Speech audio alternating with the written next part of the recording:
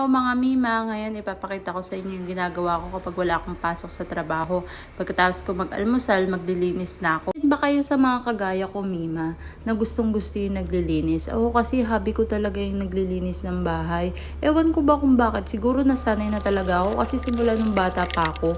Gustong-gusto ko na yung naglilinis sa amin. Kapag wala akong pasok sa trabaho nun, naglilinis na ako. Iniikot-ikot ko yung mga gamit namin sa bahay, ganyan. Naglalampaso rin ako, nagwawalis, ganyan. Wala lang, nakakasaya lang kasi sa pakiramdam kapag alam mong malinis yun ang mga nakikita mo, ganyan. Kaya ngayon nakalakihan ko na siya na gustong-gusto ko yung naglilinis at masaya naman talaga ako sa mga ginagawa ko. Nga, inayos ko yung mga bag ko. Ako lang ba mga Mima na gustong-gusto kong bumibili ng bag kahit naman hindi lahat nagagamit ko. Ewan ko ba kung bakit ganun, masaya lang ako pag nakikita ko. Kaya yan, inayos ko. Mapapamigay ko pa yan sa anak ko.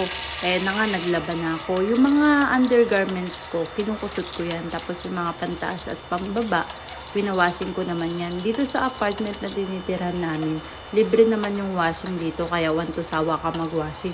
Kung kasama ko sa apartment, may pasok siya ngayon, kaya ako lang mag-isa. Kaya yan, naglaban na ako. Tapos sinulkas ko na yung mga sinampay ko nung nakaraan pa tong day off Ang makukuha kasi busy sa trabaho, pagod. Ngayon ko lang din siya matutupi. Ayan, tinupi ko na siya lahat. Kapag OFW ka, matututo ka sa mga gawaing bahay kasi kailangan mo masanay, kailangan mo magluto para sa sarili mo, kailangan mo alagaan yung sarili mo, kailangan mo maglaba, kailangan mo maglinis. Kaya malaking tulong din yung nagagawa kapag independent ka.